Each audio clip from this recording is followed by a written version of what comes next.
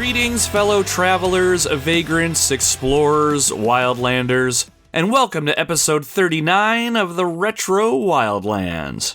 My name is Nomad, and this is my gaming podcast where I like to share my thoughts and experiences with a video game that I have discovered or rediscovered while roaming the gaming wildlands.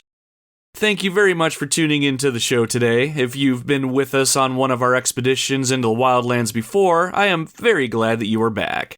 If this is your first time with us, let me extend a warm welcome. I'm really glad that you found us, and I hope you stick around. Dee Dee, our canine expedition leader, will be around momentarily to greet you all by administering the traditional sniffing of the leg. But at the moment, he's a little tied up over there counting his latest stack of cold hard cash. What is a dog doing with a pile of money, you might be wondering, and more importantly, how is he able to count it without any thumbs? Well, I can't answer that last question, but as far as where the money came from, Dee Dee has joined up with a mercenary outfit and is raking in the cash hand over paw. Now, if you're anything like me, the prospect of making money is always intriguing, so I've decided to sign up the expedition as a whole for some side work.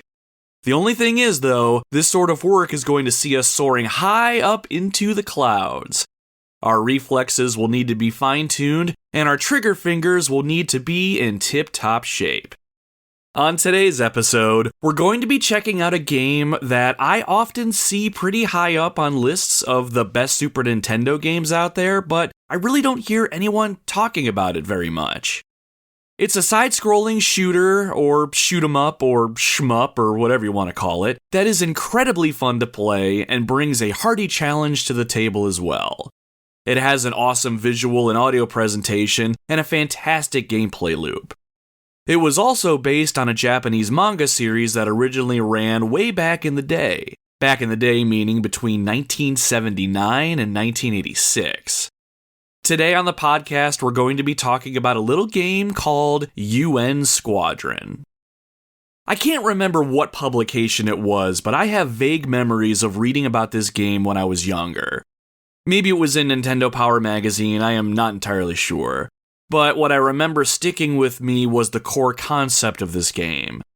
As the screen scrolled from left to right, you take control of one of several aircraft and your mission is to destroy anything that gets in your way.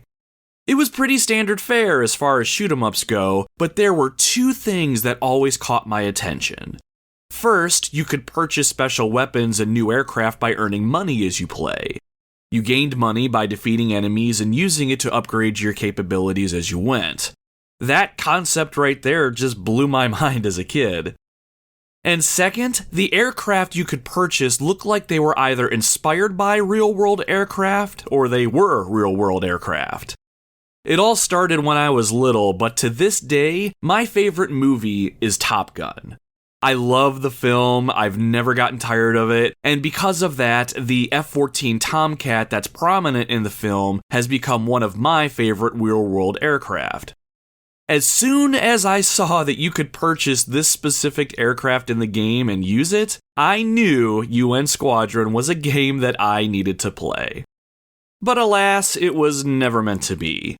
I never did get it on my Super Nintendo growing up, and I forgot all about it as I grew into adulthood. UN Squadron and its memory just faded away. That is, until I saw it mentioned in passing on a YouTube video I watched about a year or so ago. This game is widely considered to be one of the best games on the Super Nintendo, but I'd never really heard or saw anyone talking about this one. So finally, as a tired middle-aged man, I finally gave this game a go last month.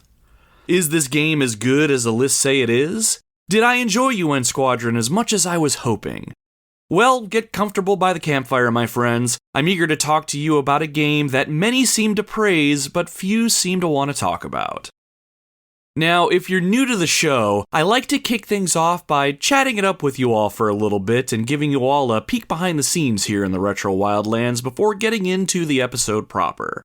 Depending on what's on my mind, I like to talk about what's going on with the podcast itself, what games I'm playing, what's going on in my life, any projects I'm working on, and whatever else pops up.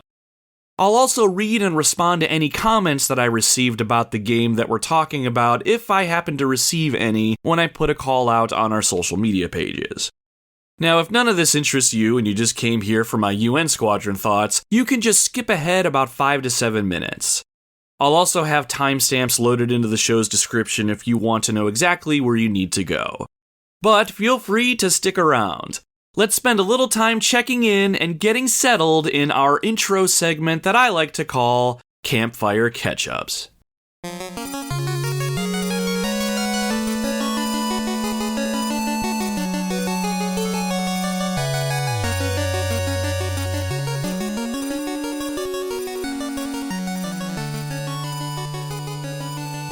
So things around the retro wildlands remain busy as usual.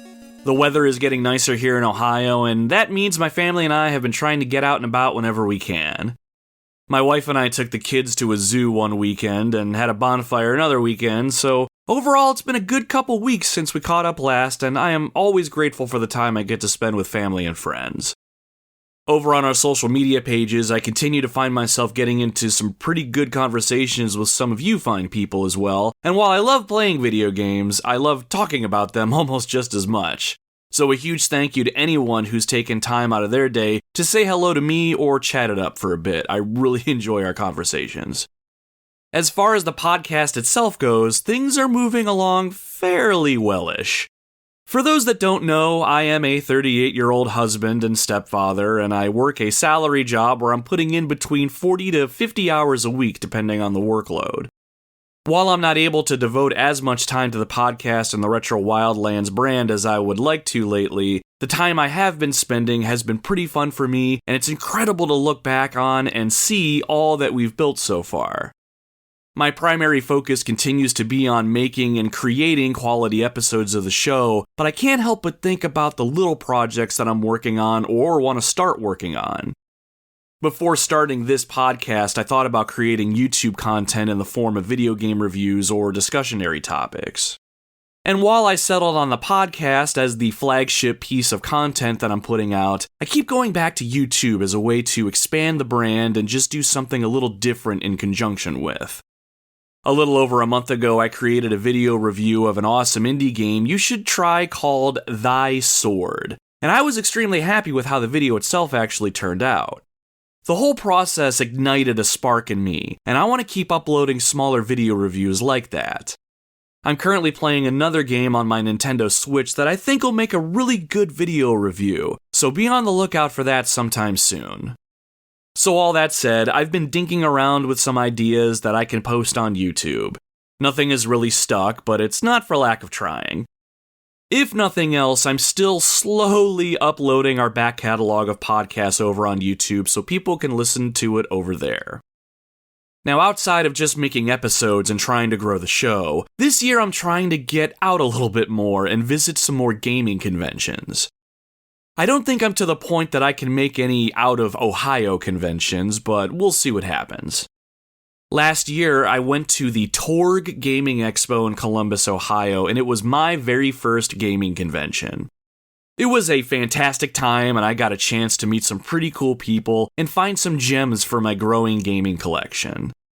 This year, I am happy to say that I will be going back to Torg on November 11th and 12th, and I am pretty excited for that.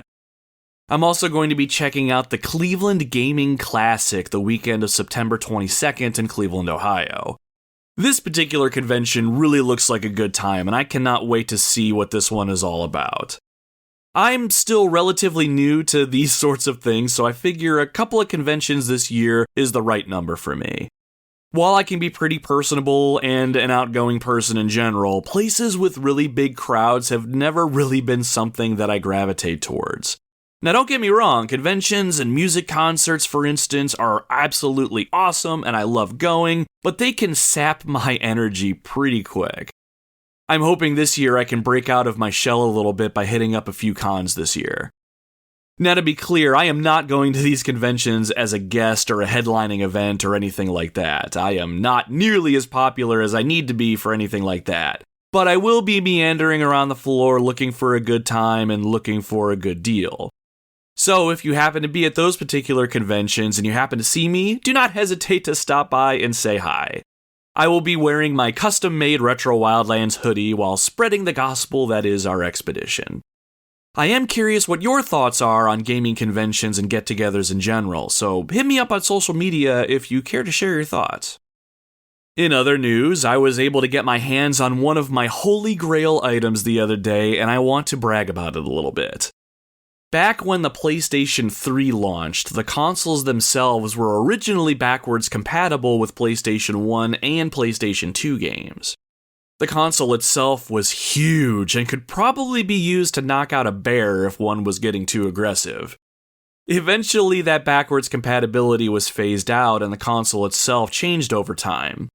Late in the PlayStation 3's life cycle, I got myself a slim version at my local GameStop for fairly cheap. But now that I'm collecting games pretty seriously now, having an old PlayStation 3 that can play my back catalog of PS2 and PS1 games just makes sense. Especially since I've been trying to capture gameplay footage of most of the games that I play. I wasn't really looking for one, but Duck Duck Games in Monroe Falls, Ohio just happened to come across one, and it was in pretty damn good condition.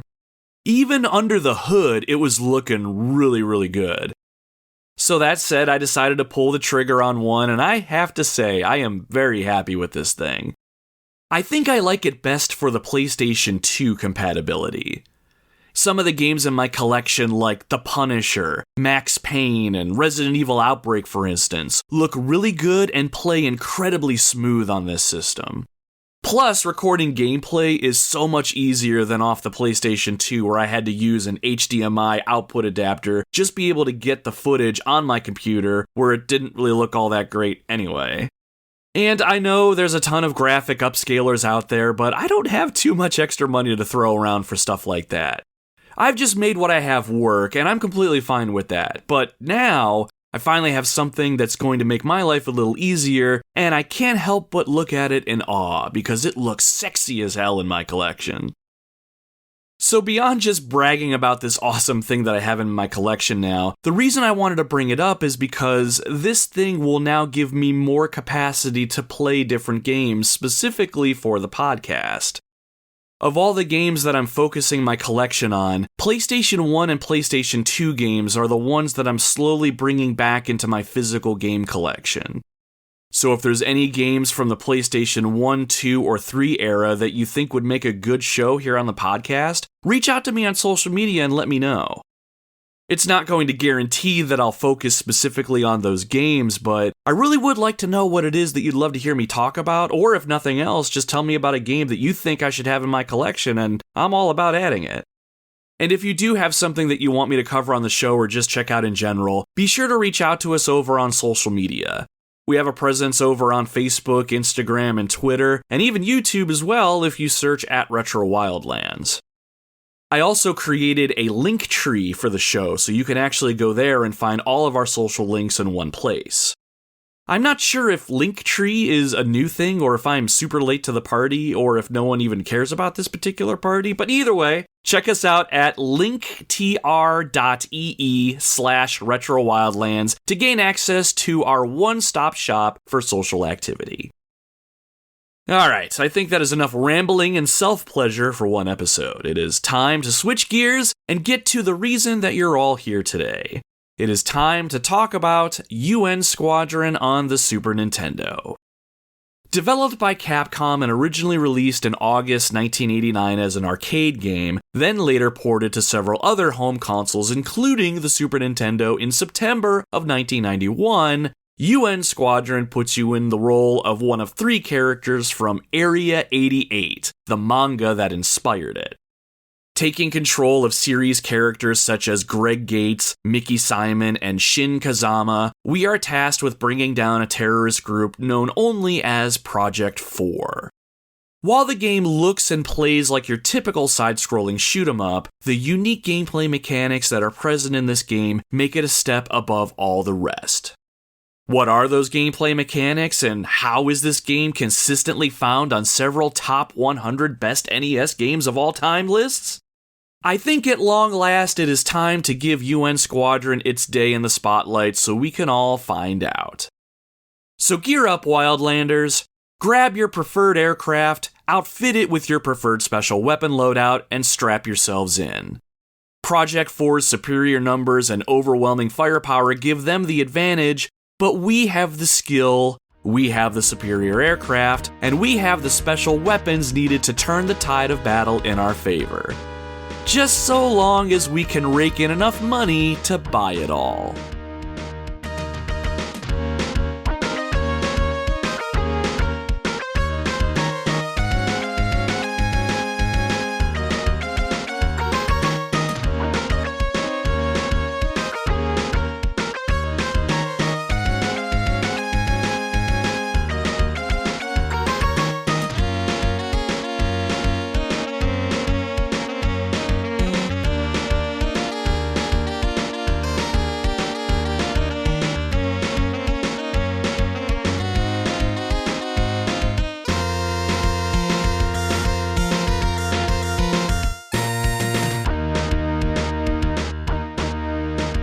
So I'm sure I mentioned it at least once or twice on past episodes of the show, but my favorite movie of all time is the 1986 classic Top Gun.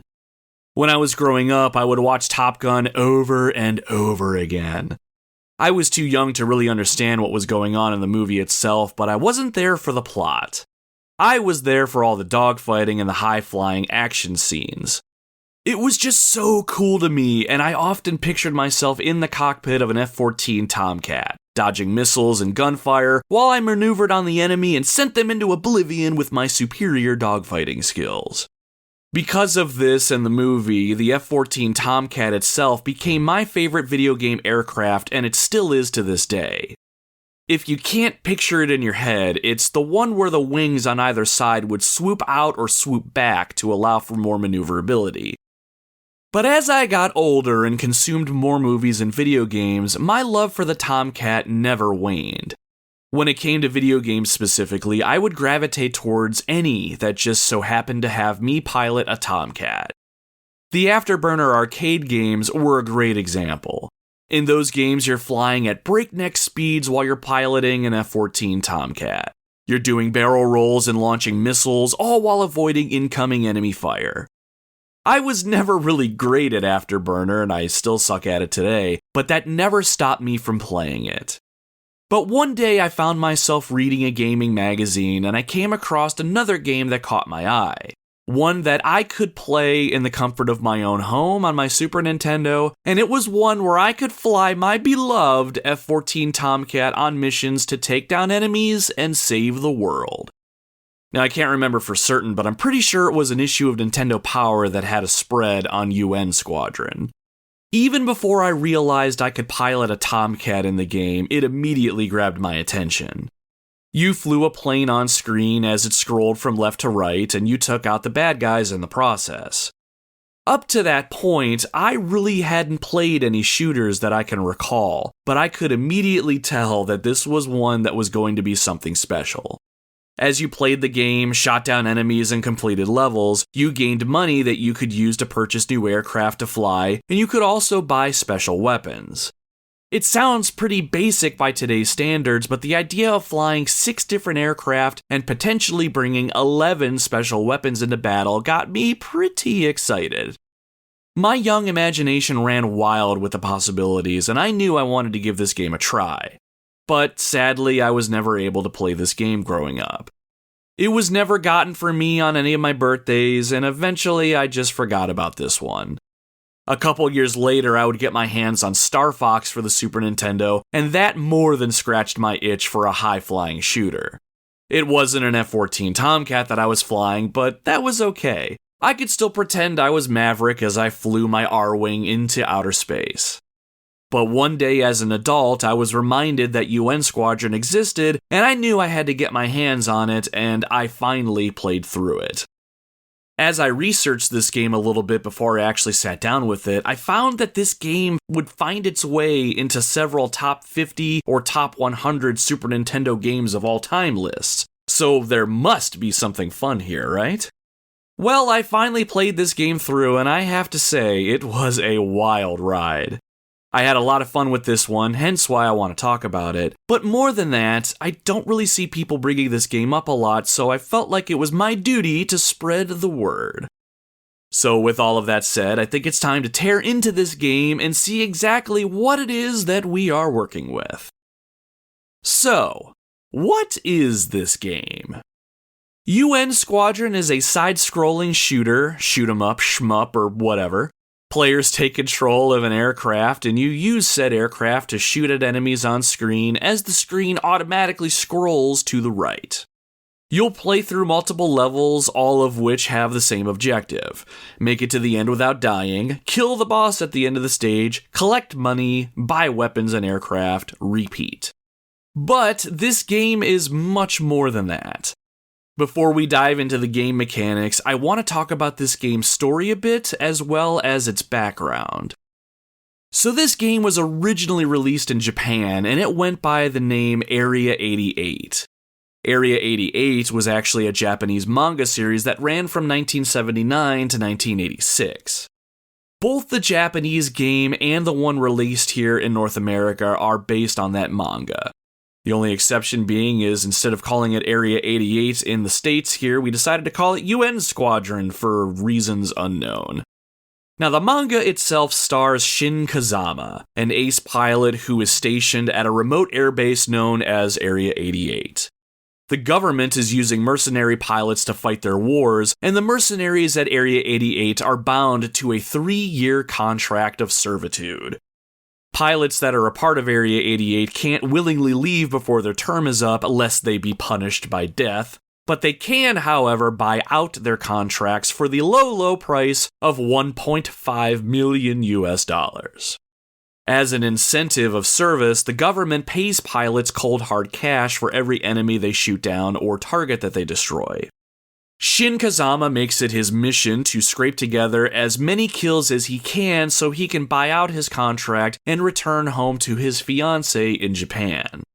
Along the way, Shin befriends a few companions at Area 88, including Mickey Simon, a former US Navy pilot and Vietnam War veteran, Greg Gates, a Danish mercenary with an uncanny ability to get out of even the most dangerous of situations, and McCoy, Area 88's merchant who sells weapons, equipment, and even aircraft. The plot of the manga and the plot of the video game are pretty similar, even if the game just uses the plot as a very, very basic setup. Sometime during Shin Kazama's time as part of Area 88, a ruthless army of mercenaries swept across the kingdom of Aslan, whatever, and destroyed everything in their path, just as your standard villains do. An arms dealer group known as Project 4 is responsible for outfitting these mercenaries, and the enemy now controls practically every part of the country, with the exception of the tiny little piece of desert where Area 88 resides.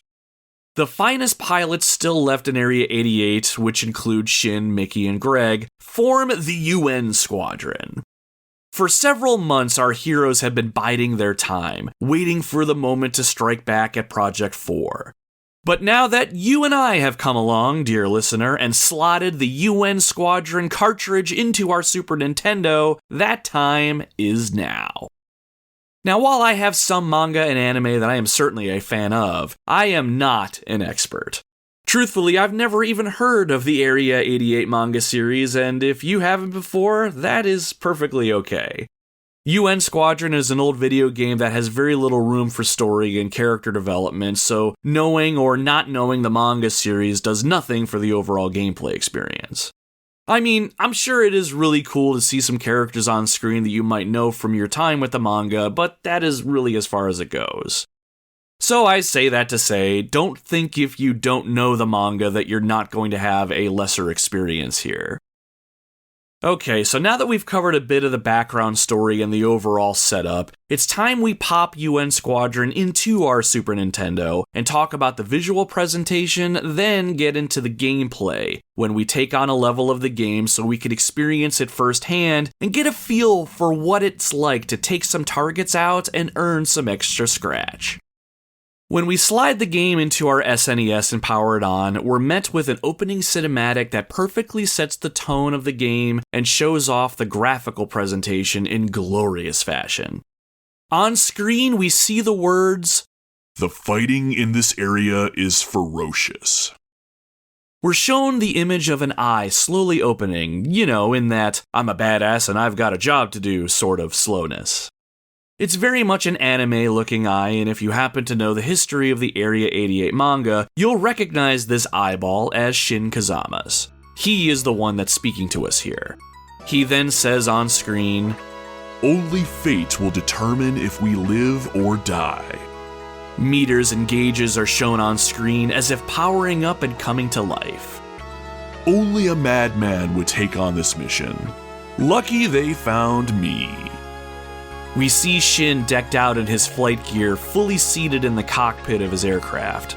From here, the screen transitions to a first-person view of sorts, and we're shown traveling down a long runway. The Super Nintendo's Mode 7 graphics are on full display here as the runway zips by giving off a 3D sort of look. Without cutting the image, the view of the runway shifts to the side, and we get to see Shin's F-8E Crusader gaining speed and taking off. After a flash of white, we see the UN Squadron logo, which is the head of a unicorn whose mane is on fire. Yes, it is as awesome as it sounds. From here, we can start the game or we can check out the options menu. I don't know about you all, but anytime I start a new game for the first time, I jump headfirst right into the options menu to see what levers and dials I can tweak and mess around with. In this options menu, you can mess around with the sound and tweak the controls a little bit, but more important than both of those is the difficulty setting that you can toggle. Now, I want to make something abundantly clear as we start our journey into the UN Squadron gameplay experience. This game is fucking hard. This game is very fucking hard. This game is extremely fun, and I've always had a blast playing it, but be prepared to die often. Which is why I recommend dialing this experience down to the easiest difficulty for your first playthrough. I can't really tell you what making the game easy actually changes since the game is still stupid hard on the easiest setting, but change it anyway. If I had to guess, I think bullets fly a little bit slower at you and enemies don't move quite as fast, but that's just an assumption. Now, I don't claim to be the most skillful gamer or anything like that, and it might just be me, I may just still suck at video games, but do yourself a favor and change the difficulty to easy. You will thank me later. Once we're done in the options screen dinking around, it's time for us to set off on our mission. Back on the main menu, we select Game Start, and we're off. From here, we're introduced with a choice of pilots. Series star Shin Kazama is one of the playable pilots, along with Mickey Simon and Greg Gates. All the pilots control the same, but each brings something different to the gameplay experience. Playing as Shin will allow you to upgrade your standard attack much quicker than the other pilots, giving him a very early edge in battle. Simon has an edge when it comes to special weapons. You can bring more along with you in battle than the other pilots. Greg, on the other hand, recovers from taking damage much quicker than the other pilots, making him a little tougher to kill. When I played through the game to completion, I found that Greg's ability to recover from damage quickly typically was the key to my survival, so I tend to favor him over the other two pilots.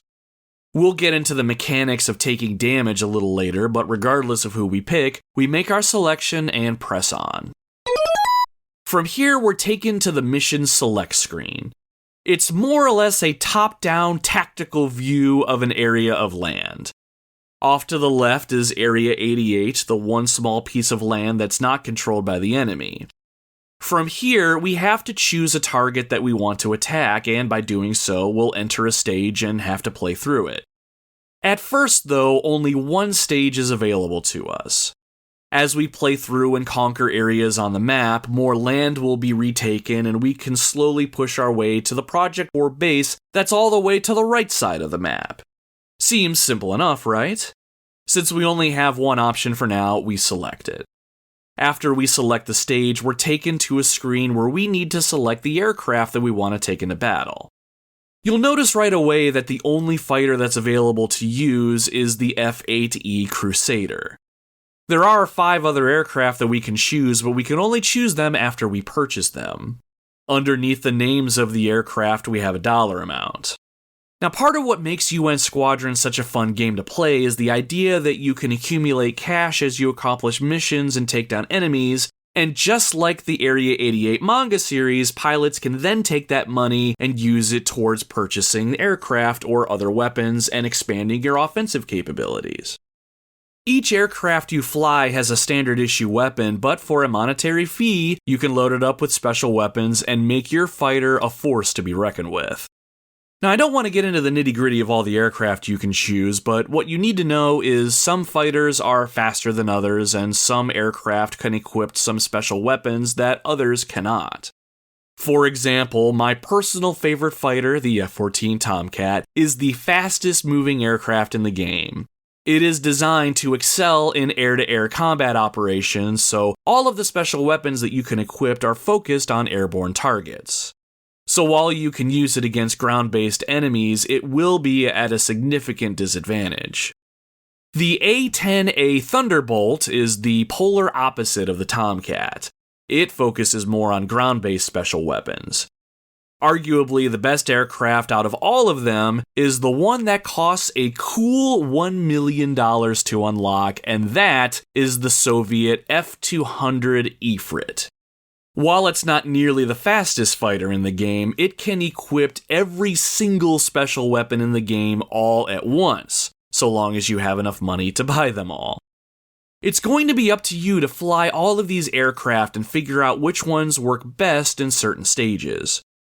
Generally speaking, you can get through this game with pretty much any aircraft you want, with the exception of one stage where I argue you need the F-200 or the YF-23 Stealth Ray, which has special weapons that shoot straight up. There's a boss in this stage that is practically unbeatable without vertically firing weapons, but we'll come back to this a little later. I have a major bone to pick with this design choice. But anyway, we select the F-8E Crusader since it's our only option. Now we're almost ready to take on our first mission, but before we do, we have to outfit our fighter with any special weapons that we want to take into battle. On the next screen, we can see the 11 special weapon icons that are available to us. But not all special weapons can be equipped on all fighters. For the Crusader, only 3 are available to purchase. The Cluster, which encircles your aircraft with explosive rings, Bombs, which are conventional bombs that fall straight downwards and explode on impact, and the Mega Crush, which is a high-altitude missile that shoots down lasers, hitting all targets on screen. It's basically the fuck everything button. Under each special weapon is a dollar amount. If you want to take this special weapon into combat, you have to buy it. Each special weapon only comes with so many uses as well, so you have to be mindful of that. Buying a special weapon does not mean that you own it forever. You need to buy a special weapon every time you embark on a mission. So if you decide to get yourself killed before you complete a level, you'll lose all the money that you put into those special weapons and you'll have to purchase them again. So that being said, while it makes sense to load up on every single special weapon you can, think about only taking what you think you might need and actually use. Now, the special weapons in UN Squadron really add to the overall gameplay experience, and personally, I found them to be one of the best features in the entire game. Taking special weapons with you into each stage allows you to play each stage a bit differently and adds a sort of replay value to the whole experience. In most shoot-'em-up games that I've personally played, you really only have one main weapon that becomes stronger as you play, or you pick up limited-use special weapons during gameplay as power-ups. In UN Squadron, you have the freedom to outfit your fighter however you want, as long as you have the money to spend and your aircraft has the capacity to equip those weapons. It really gives you that feeling of battle preparation and really puts a weight behind your decisions. You're not just going through the motions here, your decisions actually have impact on the missions that you're going to partake in. Some of my favorite special weapons include the Phoenix missiles, which are your standard fire and forget air-to-air missiles that lock on and take out targets. I also like the gun pod weapon, which using this will allow you to fire a high-powered Vulcan cannon diagonally upwards and to the right. And the cluster weapon is probably the one weapon that I always take with me. It is great for clearing out enemies that are getting too close, and it's just a type of weapon that seems to have a use in almost any scenario. Alright, I think that's more than enough setup. It's time to get on mission. Since we only start with $3,000, the only weapon that we can really afford right now is the cluster. I think it's worth buying, so let's buy it and take it with us, and let's head out. When the stage opens up, we can see our fighter on the left side of the screen. Like most shoot-'em-ups, using the directional pad will move us around. Pressing the Y button on our SNES controller will shoot our primary weapon, the Vulcan Cannon. We can hold the button down for repeat fire, but eventually the bullets will stop and we'll have to let go and press the Y button again. I recommend tapping the Y button in most cases. Now at the bottom of the screen, we can see what special weapon that we currently have equipped. The cluster is currently showing with a number 3 next to it. This means that we have 3 uses of the cluster before it's gone. Pressing the B button on our controller uses our equipped special weapon, but if we need to select one of the other ones that we have in our loadout, we can press the X button. If we don't have any other special weapons, or we have no special weapons on hand, that button does nothing. Anyway. Now, here's one of the shortfalls of this game. You can only cycle your special weapons one at a time and only in one direction. If you have more than 2 special weapons equipped, you'll need to cycle through one at a time, and if you accidentally go past the one that you want, you'll have to cycle through all of your choices all over again. It's not the worst thing in the world, and it's kind of a small nitpick, but it is still a nitpick nonetheless. But anyway, that there is the general control scheme. Not much to really figure out, and it's a good thing because our first of many targets is currently making their way on screen. From the top right of the screen, a few enemy helicopters come in and maneuver towards us. All it takes is one shot from our primary weapon and they are toast. You'll notice these guys move pretty fast and you better get used to this. Most enemies are pretty mobile in this game, and it pays to pay attention. As you take out enemies, you'll start to accumulate more cash to line your pockets. And while it's not mandatory to take out every single target, the idea that you're going to get paid is a great incentive to find ways to take everybody out on screen. It actually makes the gameplay experience pretty fun. Personally, I've never been one to want to chase a high score or anything, but in UN Squadron, your efforts turn into tangible gains, so it's a great reason to put yourself at risk a little bit and try to bank some coin. Once the last helicopter is down, you'll notice a floating orange power-up of sorts floating on the screen. Flying into this power-up will have you collect it. Power-ups like these are ones that you'll need to collect in order to upgrade your primary weapon. At the top right-hand side of the screen, you'll notice a number under the word POW, and a number under the word total. The number under POW is how many power-ups you need to collect in order to level up your primary weapon. Your total is how many power-ups that you've collected over the course of the game. The cool thing about this game feature is that, even if you lose a life in combat, the amount of power-ups that you've collected won't reset or go down. The same goes for the amount of cash that you've collected. While you may lose the money you spend on special weapons that went down with you and your aircraft in that fiery crash, even failing a level still means that you're progressing, and I absolutely appreciated the game for this. As the level progresses onwards, you'll start to encounter ground units such as gun turrets and tanks. Even though we're in the very first level of the game, this is where things can become pretty difficult for the player. Since your aircraft's primary weapon only fires straight out in front, you'll need to maneuver your fighter all the way down to the ground in order to hit these targets. All the while, helicopters are still coming towards you from above. When the helicopters and gun turrets fire at you, they'll let loose a few glowing bullets that'll speed towards you.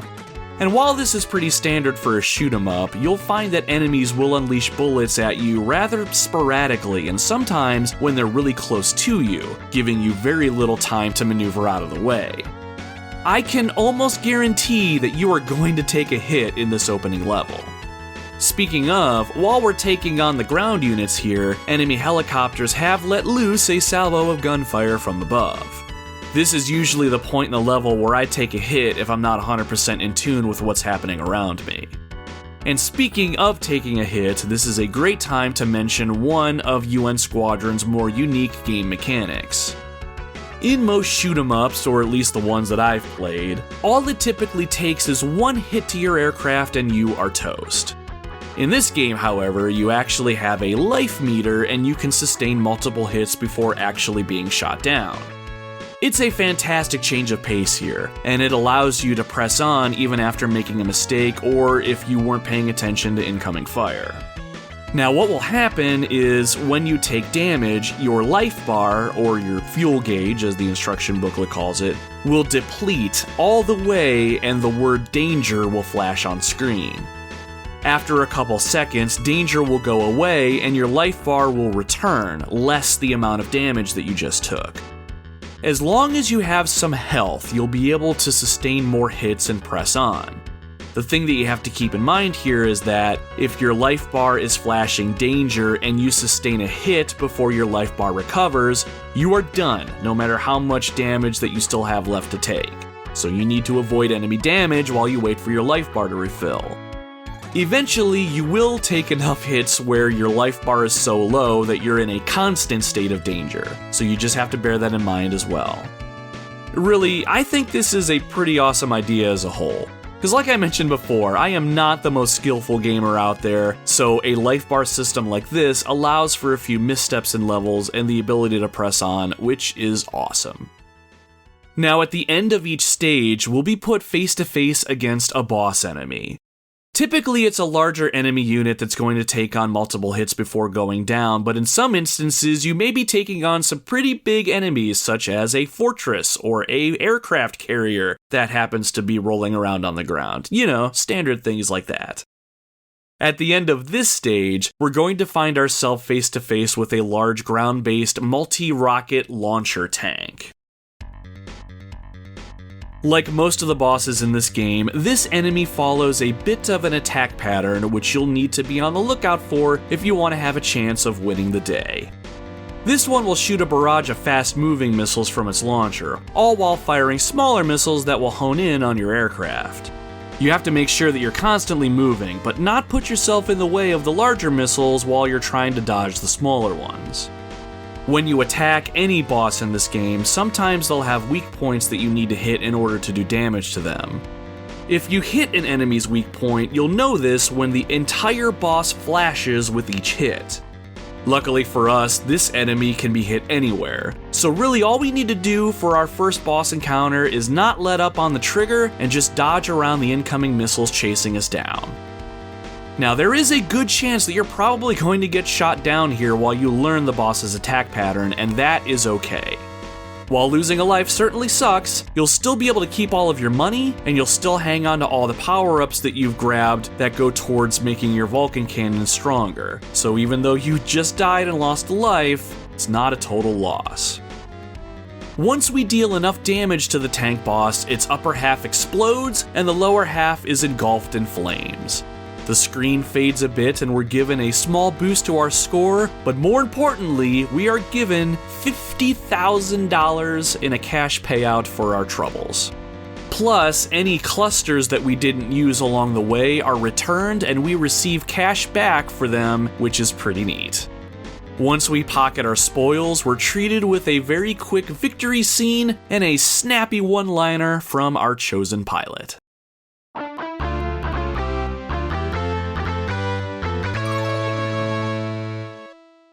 After the stage is complete, we'll be taken back to the briefing screen, and the first thing we'll notice while looking at the map is that by completing the first stage, more stages are now open for us to select. This right here is where the game really starts to get going, because now we're given a little bit of freedom with regards to how we go about tackling the game. You're not really going to get an indication as to what challenges await you in each stage until you give it a whirl, but that's almost part of the fun. Several stages have you tackle a specific point on the tactical map, but you're also going to see some of Project 4's forces moving along the map as well. There will be at least 2 air-based enemy squadrons flying towards Area 88, as well as a submarine that likes to stick its head up every now and then. You as the player can decide to take on the main missions, or you can divert and take out the advancing enemy forces. If you decide to ignore the advancing enemy units, though, eventually they'll make it to Area 88 and you'll be forced to fend them off, so just bear that in mind. There are also supply trucks that will sometimes appear on the map as well. These missions have you making attack runs on an enemy convoy of trucks. The missions themselves are pretty simple, and if you can destroy the convoy in the time limit, you'll bank a cool $25,000 for your troubles. Trucks will spawn on the map fairly frequently, so they make a pretty quick payday if you're low on funds, or you want a low-risk way to save some cash for your next aircraft purchase. Though these missions do get pretty boring pretty quickly. As you play through the game, you'll get a pretty good sense of what special weapons you might need to make your life easier, or even what aircraft might be better suited for a particular challenge. But at the end of the day, though, you want to make sure that you are constantly making money so you can use that to unlock new aircraft, and so you'll always have cash that you can spend on outfitting yourself with the best special weapons. What I found interesting about this game is that you can give yourself a decent advantage by using your hard-earned cash to buy special weapons and taking them into battle, but if you can become skilled enough and not have to rely on those special weapons to complete a mission, it's money that you'll get back or money that you will have saved if you didn't purchase any weapons at all. So at its core, high skill play is absolutely rewarded, but those that need to fall back on a special weapon or two won't feel ashamed to do so. Both behaviors here are absolutely encouraged, and I think that really adds to the overall experience. So with all of that said, we've pretty much covered the general gist of UN Squadron. With more than one stage being made available to you after the first, you'll now have a bit of freedom when it comes to how you go about taking on the game. Your ultimate goal is to get to the Project 4 Fortress and take down the game's final big bad, but you'll need to put some work in to get yourself there. When it comes to the overall experience when you're playing UN Squadron, I can certainly see why a game like this would make it onto many lists of such high praise. Shoot-em-ups are a dime a dozen, and it's very easy for it to be clumped in with all the rest and lost. At its core, the idea that you can accumulate money to purchase new aircraft and weapons probably isn't all that unique by today's standards, like I said before, but the most successful games out there, at least the ones in my eyes, have a simple and addicting gameplay loop. I don't know about you, but when I play a video game, I want to make sure that I have fun above all else. But more than that, I want to make sure that the time I put into the experience is valued as well as respected. Now for you, if playing a shoot-em-up with the goal of just getting to the end of each level and eventually completing them all so you can see the credits roll is something that you're into, that is fantastic and it sounds awesome, and it's certainly something that I'm into from time to time. But for me, I like being able to see the time that I'm spending with the game put back into the experience in a meaningful way, especially if I'm going to be finding myself playing a game that is quite difficult. Even when you die in this game, you're still able to hang on to the cash that you've accumulated. So while it certainly sucks when you die and you have to play through an entire level all over again, at least you get to keep your spoils and use them to grow your fleet of ships. This enriched the entire experience for me, and I wasn't just trying to get through a level. I was building towards something. I was becoming more powerful as I went. And it certainly dulled the pain of death anytime I died on a stage. I don't think I mentioned it before up to this point, but you have 3 lives when you start this game, and you'll have 3 continues that you can use when you run out of lives. So essentially you have 12 chances to see this game through to the end.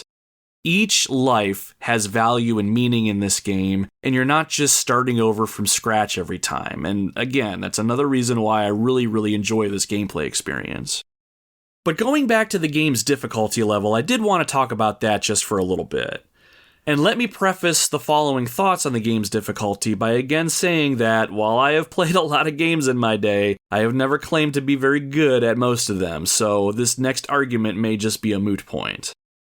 Now, while I just got done saying that this game does a great job of being respectful of my time and I enjoy the gameplay loop, UN Squadron does get very difficult to the point where I found myself wanting to go yell at random strangers walking down the street for absolutely no reason.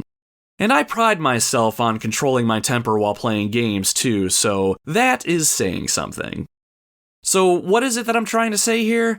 The game itself isn't too bullet hellish or anything. There's plenty of room for you to maneuver your aircraft around, and the enemy doesn't really flood the screen with tons and tons of projectiles, at least not all the time anyway.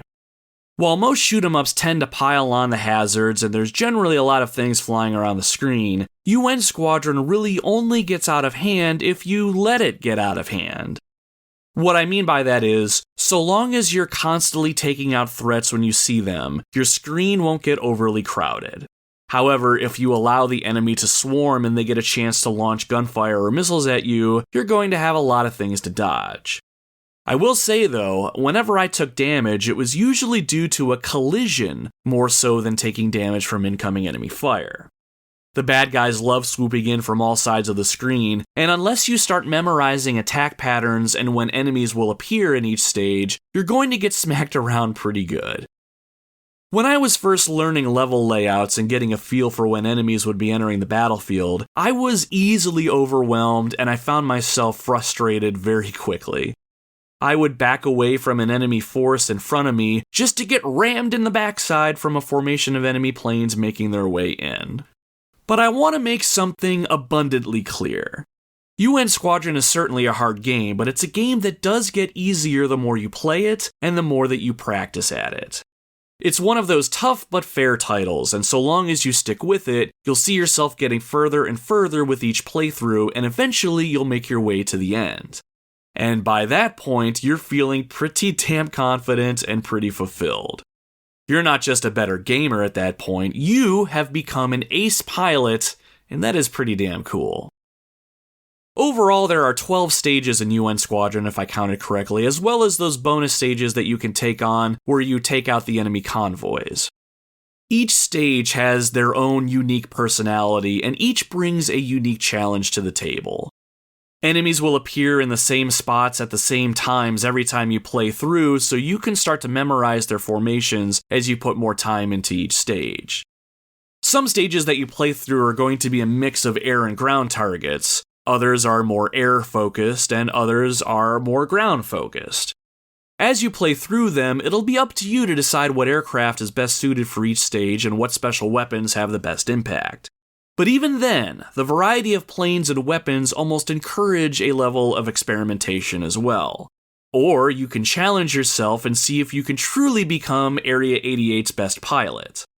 Want to take on a stage that has a ton of ground-based targets with the F-14 Tomcat, which has zero access to ground-based special weapons? Well, you can certainly do that if you are crazy enough. But beyond the waves of enemies in each stage, what makes each unique are the bosses that you fight at the end of them. Each boss encounter is very unique and requires specific tactics to take them out. They can be quite difficult when you face them for the very first time since you don't really know what it is that you're up against, but once you get a feel for how to defeat them, they aren't too bad. You'll still need to be quick on the trigger and you'll have to be mindful of moving around though. Of the different boss encounters, you'll come across things like a land-based aircraft carrier, an immobile super fortress, a squadron of stealth bombers, and even a submarine. Personally, I always like taking on the big fortress.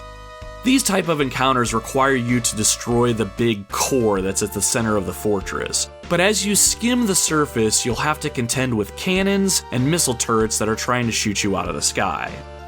Once you do take out the core of the fortress and watch the entire thing get engulfed in flames, it is incredibly satisfying. The fight against the land-based aircraft carrier is pretty unique as well. There's a core that you need to destroy to wipe it out, however the carrier will be launching missiles at you while launching enemy fighters to try to take you out in the process. It sounds very hectic, and it is, and it requires a sort of precision to make sure that you put your aircraft just out of the way of incoming fire so you can land hits on the carrier's core. Different bosses will require different tactics, and it really pushes you to constantly be thinking and evolving as a player. All of that said, there is a ton of variety in each stage, and they are not cookie cutter. Going through each stage just to see what kind of boss is at the end was something that I really found enjoyable, and once you learn how to master each of these bosses and make them your bitch, it is a fantastic cherry on top of the entire experience. Now, there is a single stage and subsequent boss encounter that I genuinely disliked, however. I can't remember what stage it was specifically, but it was a later one that had you flying through a series of caves and caverns. The stage itself was a genuine challenge, requiring you to navigate through narrow passageways while all being accosted by enemies. But while all of the other boss encounters in this game allow for a degree of experimentation when figuring out how to defeat them, this boss encounter is very straightforward in such a way that you need a specific set of special weapons in order to win this fight. I don't know what this boss is called, but it's essentially attached to the top of the screen.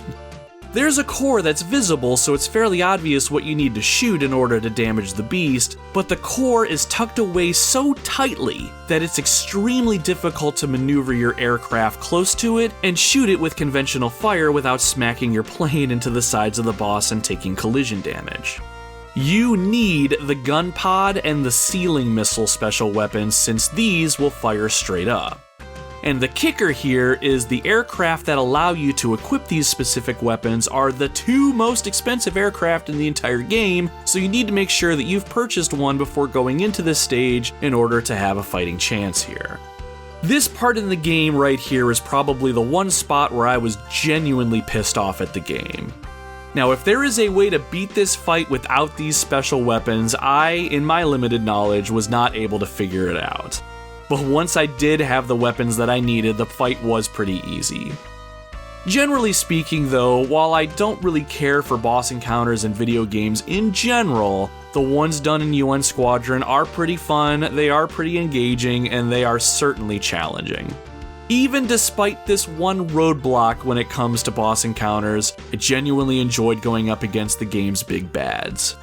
Figuring out how to best beat them and ultimately taking them down is genuinely satisfying, and I could not help but smirk each time I came out on top.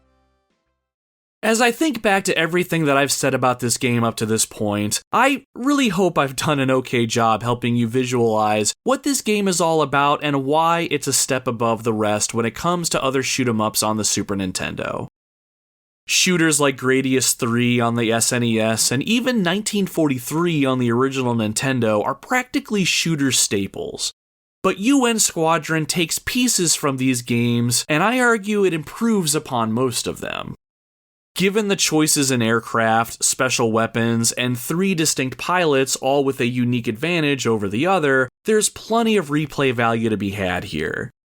I only briefly touched upon this in the beginning of the episode, but originally this game was an arcade game, and if we look at UN Squadron purely as an arcade port, it is probably one of the most faithful ones out there that I've played up to this point in my gaming career. Visually speaking, the game looks really good, and very rarely did I ever experience any sort of slowdown when multiple things were flying around on screen, though slowdowns do still exist from time to time. I really enjoyed the graphical presentation, and I found the character models, which were depicted in their traditional manga style, to be very charming. UN Squadron is a licensed game at its core, and I have to assume that's the reason this game really isn't found anywhere outside the arcade or anywhere outside the Super Nintendo and some of the more lesser-known older systems. I'm not aware of any game collections that this game is included on modern consoles right now, which should probably change, Capcom, if you happen to be listening to this. So because of all of that and the license limitations, UN Squadron is cursed to be lumped in with the many shoot-'em-ups out there for now, and that's a real shame because I really think this game is a step above many of them.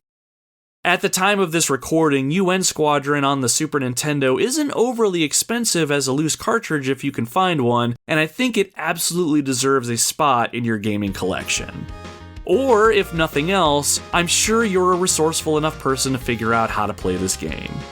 And take it from me, UN Squadron is a game that should absolutely be played.